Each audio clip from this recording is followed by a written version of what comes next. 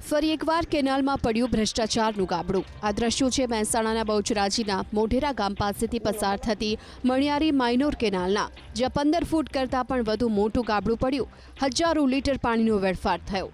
સતત 3 દિવસથી પડેલા આ ગાબડાના કારણે 40 વીઘામાં પાણી ફરી વળ્યા અને ખેતરો તળાવમાં ફેરવાઈ ગયા।